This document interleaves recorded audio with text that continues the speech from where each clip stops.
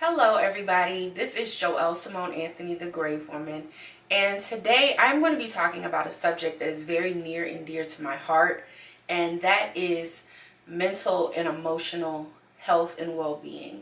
And as you can tell, the title of this video is How Therapy Helped Me Become a Better Person and a Better Funeral Director.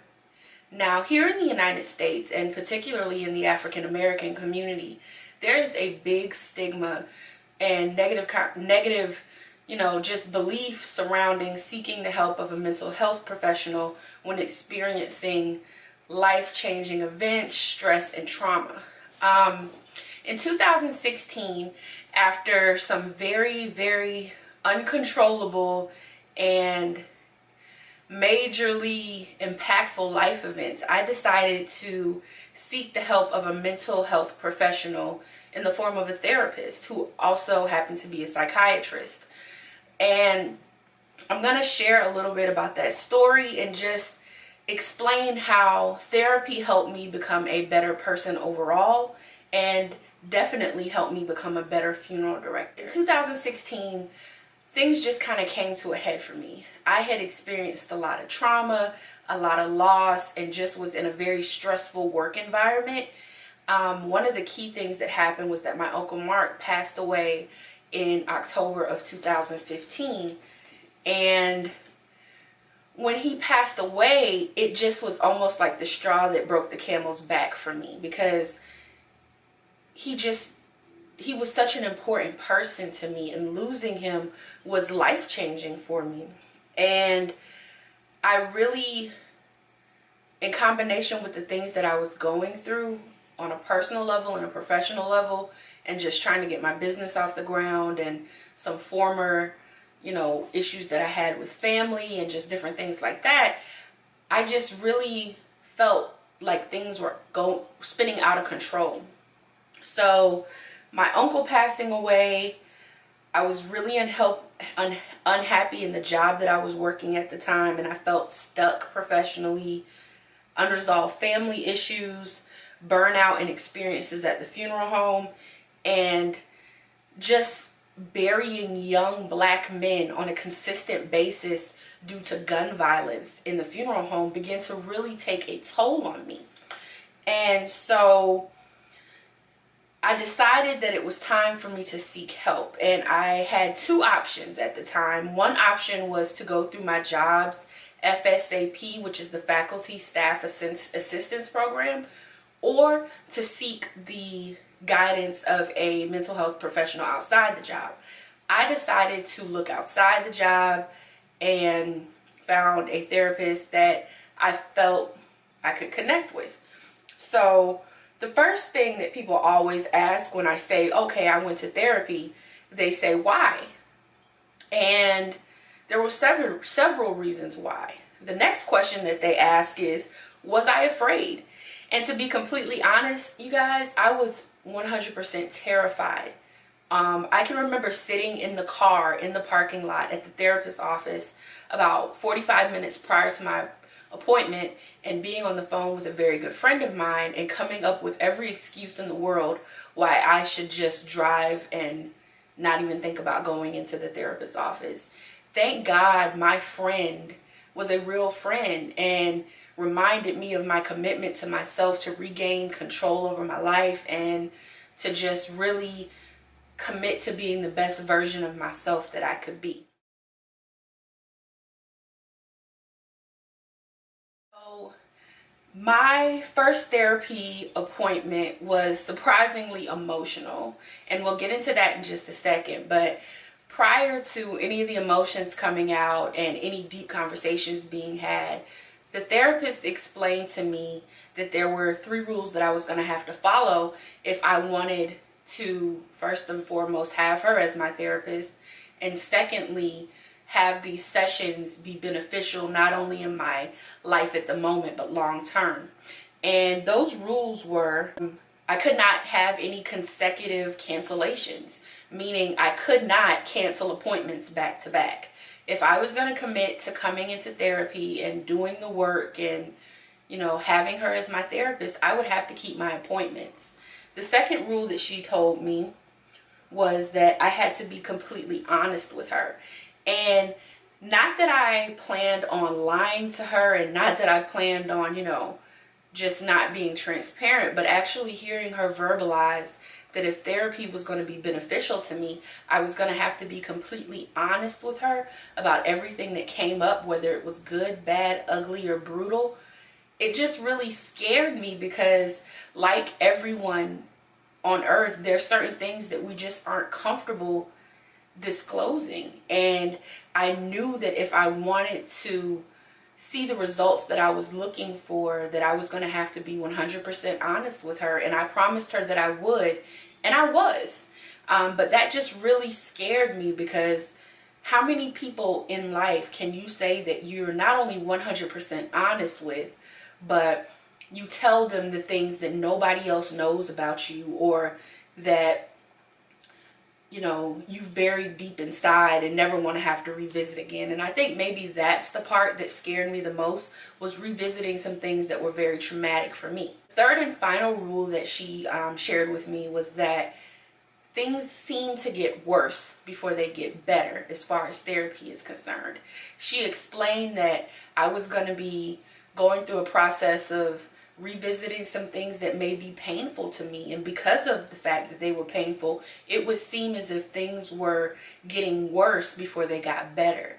That also scared me, and it made me feel like, oh my gosh, do I really want to go through this whole journey of revisiting things that I've kind of tucked away? But deep down inside, I knew that if I wanted to achieve the freedom on a mental, spiritual, and especially an emotional level in the ways that I was seeking to, I was going to have to revisit some very maybe painful and hurtful things. But she promised me that at the end, if I stuck through it, it would be the best thing that I've ever done.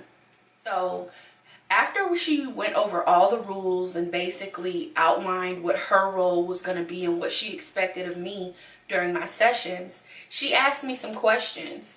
And she basically wanted me to introduce myself to her as if which was the truth, like we had never met before, like she didn't know anything about me. She wanted me to tell her about my family, about the way I grew up, my experiences in life, what brought me to therapy, and what my expectations and goals were with coming to therapy.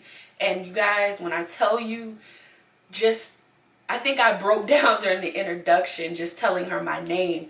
The floodgates opened, and I don't even know why. It just, talking to her and sharing my story and sharing, my life's experiences, good and bad, it just brought out so much emotion. And I don't think I was crying because I was telling her those things. I think I just felt for the first time in a very long time that I was in a space where I could just let everything go. So once the first session was over, I felt so much lighter. I don't know how to explain it, but I just remember leaving her office feeling like my spirit and my physical body and my mind just feel so much lighter. I was so excited that I scheduled my next appointment with her before I even left the appointment that we had just finished. And once I started opening up, before I knew it, the 45-minute session was over. And I just couldn't believe how fast the time had gone by. I mean, it seemed like I had just gone in, sat on the couch, and then it was over.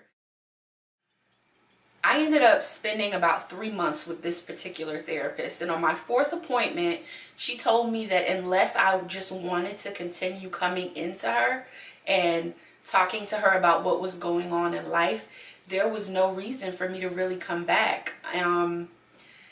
And I was honestly shocked. I thought that I would be with her I really didn't have a timeline in mind, but I was really shocked that on my fourth appointment, she told me that unless I just really wanted to, I didn't need to come back to her. She felt as if I had gained the tools, the resources, and the information that I needed to kind of move forward, managing stress a little bit better and communicating a little bit better with those around me. So I really was shocked by that. So fast forward to 2017, I was having some issues at work with a very, very difficult manager. And I just felt like I was trapped again, like financially, career-wise, in the job I had, the full-time job I had. I just felt like, this isn't what I want to do full-time. I want to be in funeral service full-time. I want to be doing YouTube. I want to be doing so many different things. And I just felt trapped, and then having to deal with someone who was very difficult to work with on a daily basis, Monday through Friday, it was taking its toll on me. At the time, I think I was moving, and there were some other personal things going on, but I just really was having a hard time. So I decided that I would take advantage of the free counseling sessions offered by my employer's faculty staff assistance program. And when I tell you, that counselor was a godsend. I had learned a lot with my first therapist, but the tools and the resource that this therapist or this counselor gave me for managing stress, implementing a self-care and wellness ritual and routine into my daily life, into my daily thoughts, into my second-by-second thoughts, changed my life. And I just really was able to vent about what was going on in the workplace while strategizing for my exit, and just really learning about things that I could do to communicate more effectively, to have crucial conversations, and just to maneuver through the workplace while developing my brand and my business. And it really was life-changing.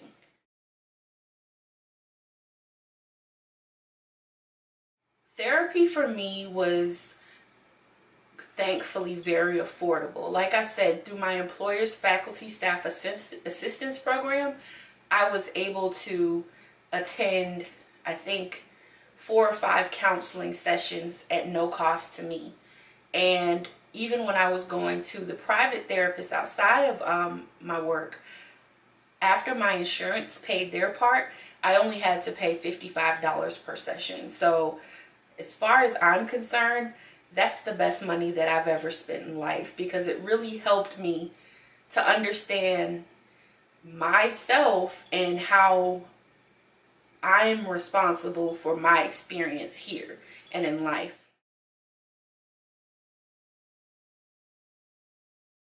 So I learned a lot of things in therapy, and I'm going to actually read some of the things that I've wrote. And if you want to read more, or if you want to know more about my experience with therapy, you can find the blog on www.thegravewoman.com. I'll share the link below. But one of the main things that I learned is that I learned to take responsibility for my experience, for my thoughts, for my actions, and for my patterns. I learned that my well-being is my business, and that I'm responsible for the experience that I'm having. I learned the importance of implementing a wellness and self-care routine and ritual into my daily life. I learned that at the time I was a person who avoided conflict at all costs. And one thing that my therapist taught me was that confrontation is not always a bad thing when handled and approached correctly. It's not fair if I'm being put in situations and circumstances that I'm not 100% comfortable with, or saying yes when I mean no. It's not fair, but the only person that I have to blame for those things are myself if I'm in those situations and I don't have the courage or the confidence to say, no, I'm not comfortable with that, or, that sounds like a great idea, but I just can't do that right now. So I learned how to find my voice and positively approach conflict. I also learned the importance of setting up emotional boundaries. And I think that this is so important, not only for us as everyday individuals, but particularly for funeral directors, because we get so invested in the work that we're doing for families and the loved ones of the deceased that at times we don't have any boundaries. And that for me became a weight, because I was carrying so much of what I was seeing. I was carrying so much of what the family was experiencing, and trying so hard just to make things right for them, that I wasn't setting or having the things in place to keep myself guarded. And I don't want to say guarded with a negative connotation. By guarded, I mean I can't give you my best self or my most positive energy if I'm operating on zero, if I haven't slept, if I've been up all night working on something at the family's request that is taking much longer than that it should. So I learned how to set emotional, mental, and verbal boundaries for myself. Another thing that I learned was that it's okay for me not to always be okay. I had convinced myself that because I wasn't going through the loss of a loved one, or that because, you know, the people that I was dealing with, or the families and individuals that I was dealing with on a daily basis, were having the worst day of their life, nothing that I could experience that day came close to what they were going through. So I just needed to put on a smile and make it through whatever it was. And though that was true to a certain extent, it's not a healthy mindset to become adapted to, because then when things happen that required, or at least in my case, when things happen that required my attention and nurturing and care in my own life, I kind of swept them under the rug, and that wasn't healthy. It was actually a recipe for disaster.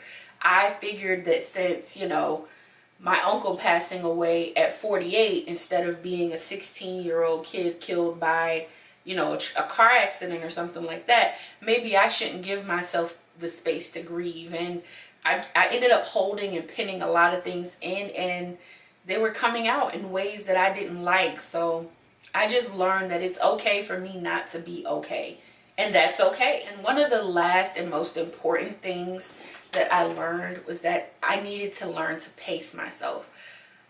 I want to accomplish so much in life and accomplish so much in my career, but without giving myself the time and the space and the permission to grow mentally, physically, emotionally, spiritually, in business, in relationships, it basically ended up chasing my tail, which is why I was feeling stuck a lot of the time.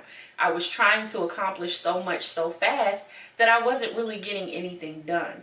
So I learned to pace myself, and that has really been one of the most important things that I have learned, along with giving myself permission not to be okay.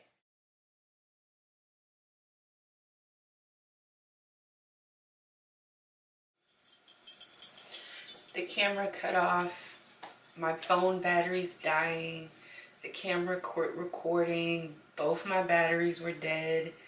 So now I just have to record the last 5 minutes of my video again. But I feel so much better talking about this already. And I really hope that anybody that sees this, if you're going through something, you know, you'll take the time and, you know, just get some help, get guidance. There's nothing wrong with it. I'm just blabbering on until the light adjusts. Probably got another couple seconds. I'm really tired. But this is therapeutic for me. This is a form of my self-care, talking to you guys on here. So I hope I'm connecting with somebody out there. Even if it's just one person, I've done some good, I guess. But let's wrap this up.